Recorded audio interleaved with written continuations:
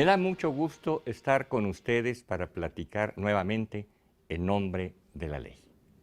En esta ocasión estamos visitando, y agradezco su hospitalidad de recibirnos, al licenciado Miguel Alemán Velasco, abogado, político, presidente de la Fundación Miguel Alemán y hombre de una trayectoria muy amplia en materia profesional, en materia política, en materia de experiencias vividas y que ahora hemos querido que nos las comparta algunas de ellas, y por eso lo hemos visitado.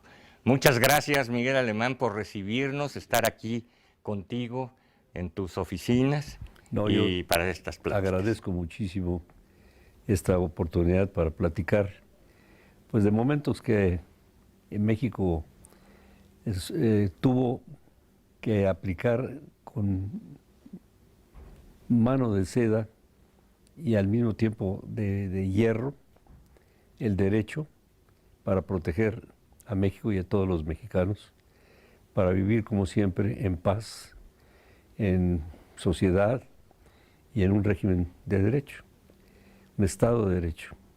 Y creo que una de las pruebas de que existió y existe el Estado de Derecho en México fue durante la Segunda Guerra Mundial.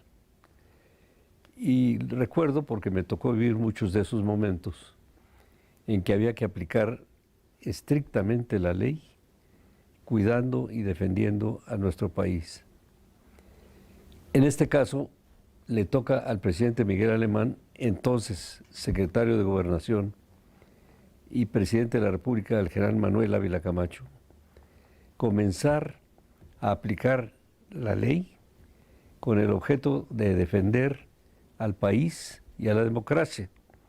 En ese momento estábamos nosotros de un lado en contra de los nazifascistas, en contra de los italianos y de los japoneses, cuyos política internacional también era de invasión y como fascista. Y de exterminio en algunos casos, ¿verdad? Entonces habría que recordar cada artículo de lo que nos protegía en México y nos sigue protegiendo la Constitución, y cómo se aplicaron en emergencia la ley en la cual, como tú sabes, el Estado tiene un poder, yo diría, total. La ley en ese momento sale directamente del gobierno en ese momento del país. O sea que hay lo mismo vedas, toques de queda o pues estado de guerra. Exacto. ¿Cómo aplicar ese estado sin afectar la vida cotidiana y la vida social y política de un país? Es muy difícil. Y en este momento el secretario de Gobernación, jefe del gabinete entonces, es el encargado pues de aplicarla en todos sentidos, a tal grado que interviene también con Relaciones Exteriores, muy cercano, porque finalmente el que expide las visas es la Secretaría de Gobernación.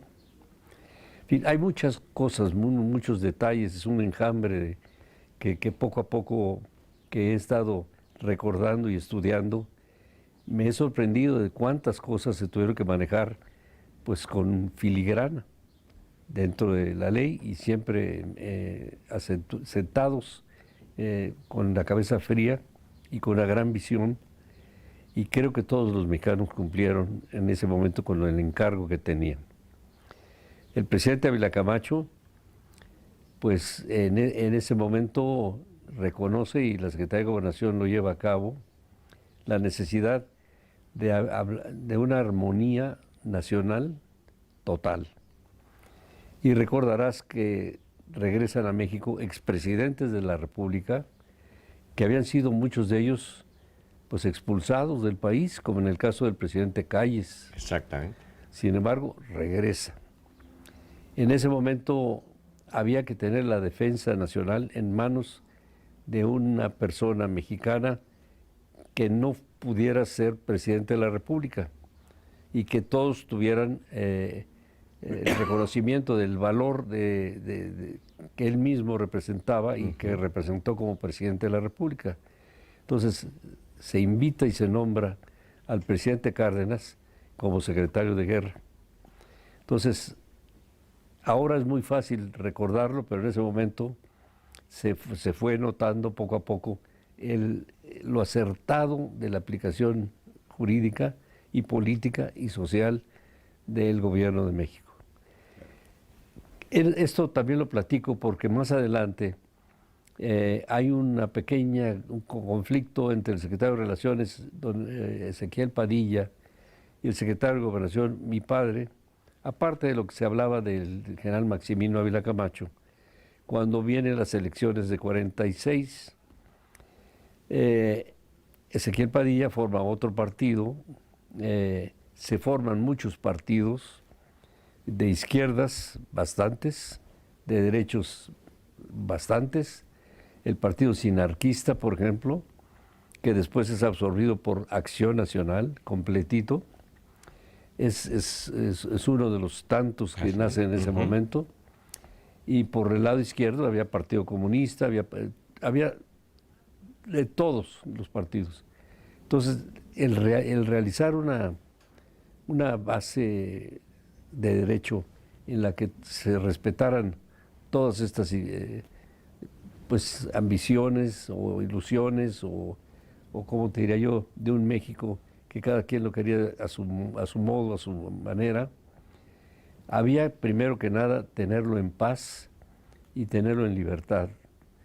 Y que si había, muy pocas veces creo que lo hubo, un simulacro, digamos, de bombardeo, como siempre México no envió soldados al frente, como se prolongó la guerra después del Pacífico, hubo la necesidad de mandar un escuadrón de aviación, se mandó, pero siempre estuvimos colaborando en otras condiciones con los Estados Unidos, bases momentáneas que se hicieron, controladas por el país, por México.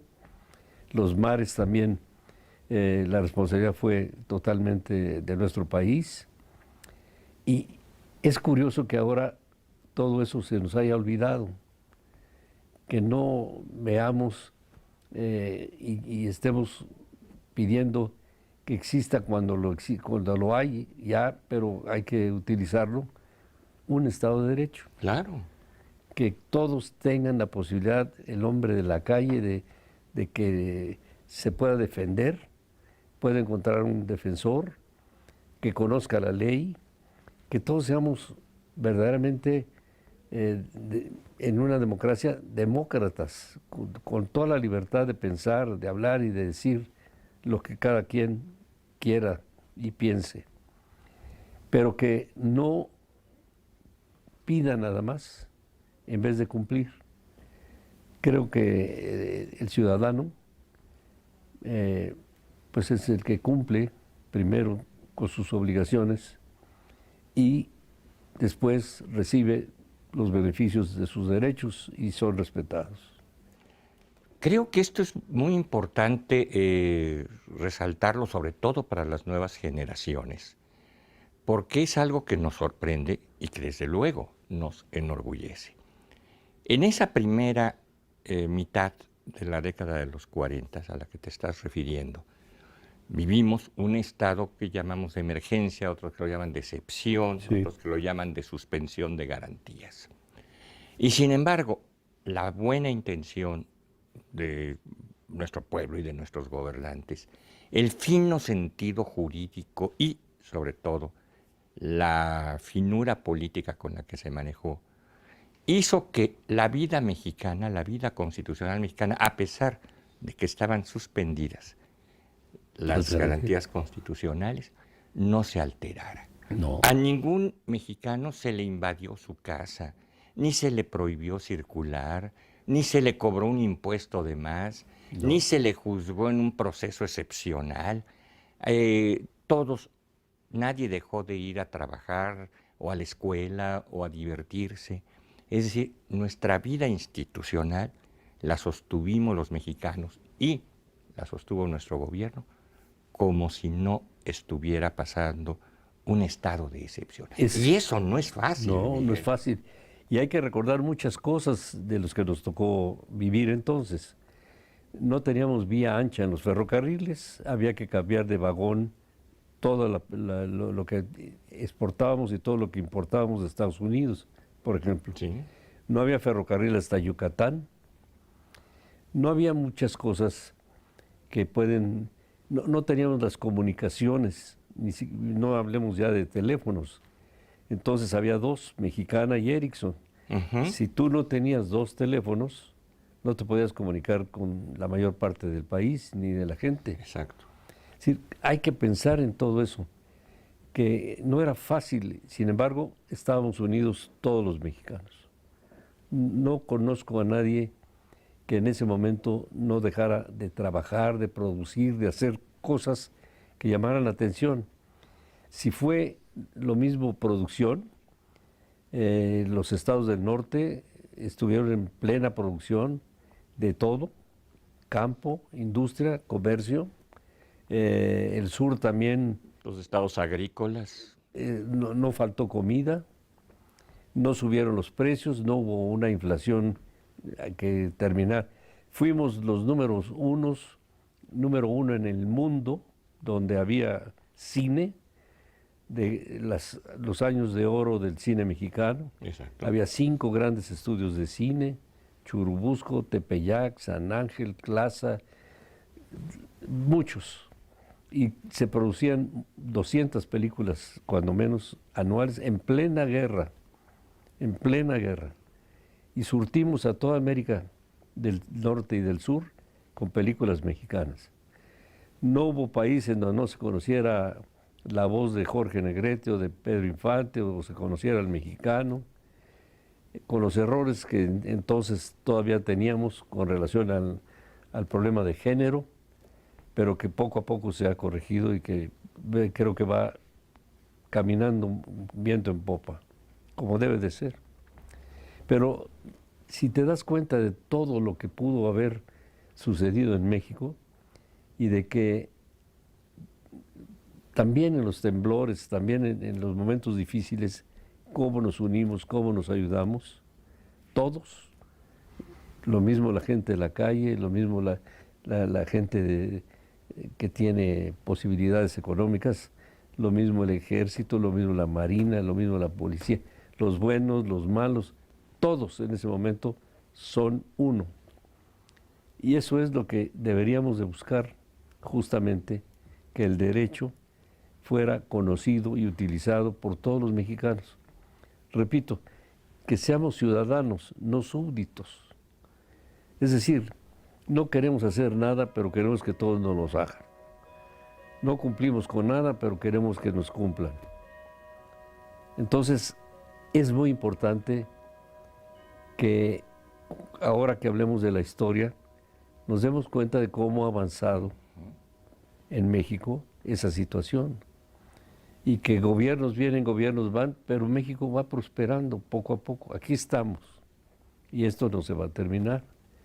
Pero tenemos que tener más conciencia, cumplir más todos los días con lo que tenemos que hacer, con lo que sea. Si alguien tiene que repartir periódicos, que los reparta. Si alguien tiene que escribir los periódicos, que los escriban. En fin, todas las labores serían un extraordinario país que estratégicamente está colocado junto a Estados Unidos y Canadá, que una América del Norte junta en producción, en lo que fuera, sería mucho más poderosa que toda una Europa junta, o un China. Exactamente. Pero el derecho es lo que nos preocupa. Y claro, nos exigimos mucho los derechos humanos, pero las obligaciones humanas también hay que exigirlas.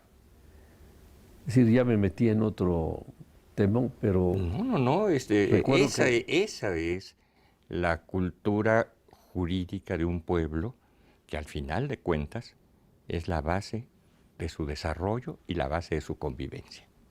Pues yo estoy totalmente de acuerdo. Y ahí recuerdo también, pues que en todo esto del cine, etcétera, que era el secretario de Gobernación también el encargado de la dirección de cinematografía y de tener relaciones con otros países en donde nos respetábamos muchísimo. Yo no conocí nunca una película norteamericana entonces, por decir algo, que dijera que los malos eran los mexicanos, que los falsos eran los mexicanos, que los ladrones eran los mexicanos, que el país que tenía el premio número 1 de robos, de asaltos y de desapariciones era el México. Jamás. Era muy Se hizo una tranquila la carrera vida. panamericana de norte a Sí. sur. Jamás robaron a un automovilista. No. Entonces, esas cosas deberían de examinarse con mucho cuidado porque es parte de la cultura que debemos de tener aquí en México como una obligación moral. Hay muchos que quieren hacer pues constituciones morales y no cumplimos con nosotros mismos. Vamos a una brevísima pausa y regresamos para seguir platicando con Miguel Alemán Velasco.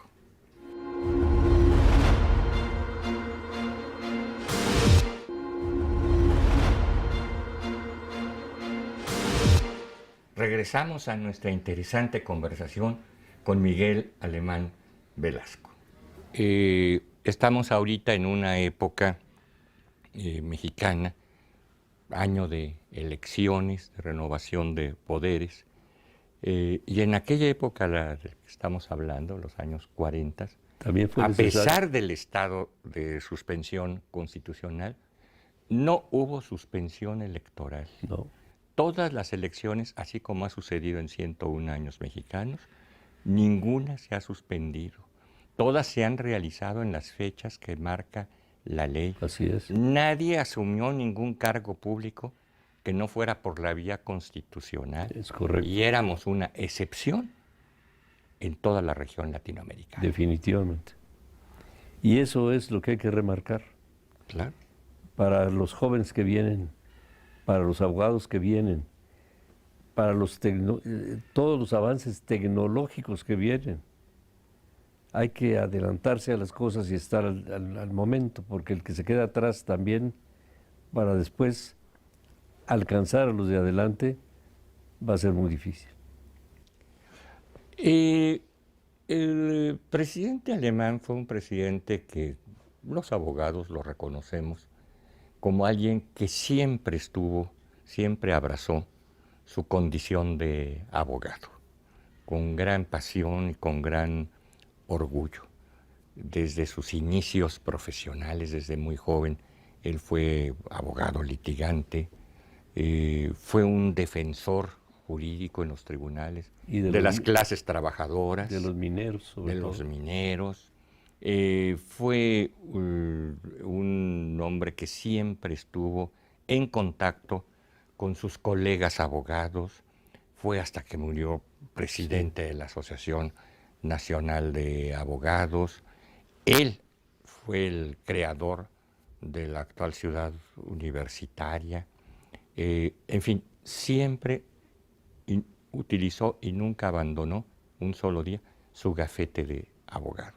Y como abogado también se dio cuenta de que en la Constitución de 17, con relación al ejército, lo nombraba Ejército Nacional, lo cual fuera del país pues no quería decir nada. Claro.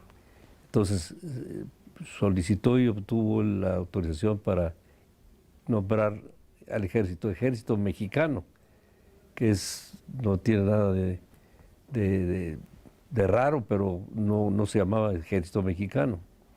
Y instituyó el Día del Ejército, que fue el 19 de febrero Sí. de 1948. Fue cuando se instituyó la celebración de... Y lo menciono porque fue el primer presidente civil Sí, en 29, que murió mi abuelo, que era general, Sí. mi papá lo quería seguir y ayudar pelear contra la no reelección. Y me acuerdo muy bien que cuando estaba yo en la escuela, los veranos eran las vacaciones, pero ahora, entonces eran en diciembre, y el gobierno se daba un mes y pico para ir a pensar en el informe presidencial. No había noticias del presidente ni de ningún funcionario, y había muchos rumores. Y el quinto año el rumor era que mi padre se iba a volver a alargar el periodo o Ujú. a reelegirse. Ujú. Entonces, pues yo fui un fin de semana a Cuernavaca, donde se reunía él a escribir con sus secretarios el informe, y le dije, oye, papá, en mi escuela dicen que te vas a reelegir. Me dice, mi hijito, tu abuelo murió por la no reelección. Se levantó por la no reelección del presidente Porfirio Díaz. Siguió con todos los que fueron contra la reelección. Fue un gran soldado con Obregón y con Carranza.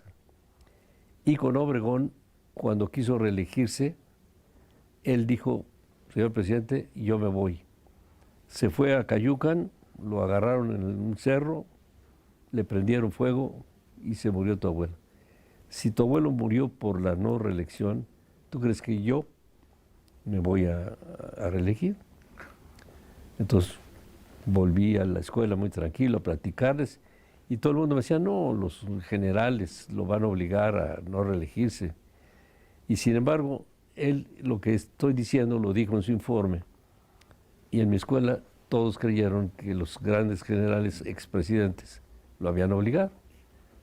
Así es la historia. Cómo se va en ocasiones deformando y cómo tenemos la obligación de recalcar cuál fue Así es. su curso real, ¿verdad? Así es. Y no heredarles a los nuevos una visión distinta de lo que somos y de lo que hemos sido en Bueno, con el nuestro país. tiempo los historiadores investigan, ya. Cuando encuentren, ojalá y lo publiquen. Claro. Sí, no, eso es definitivo. Vamos a continuar nuestra charla y te voy a invitar a que nos compartas también momentos de política y momentos de derecho ¿Cómo no? que nos sucedieron en ese tiempo en que México estuvo en situación jurídica tan difícil y sin embargo nuestros gobernantes hicieron que no nos descarriláramos, De acuerdo. que nuestra vida continuara. Con ¿Te mucho parece gusto. bien? Con mucho gusto. Muchas gracias. Hemos estado platicando con Miguel Alemán Velasco y esta conversación la continuaremos con la compañía de ustedes. Muchas gracias por recibirnos en sus hogares y nos veremos en la próxima.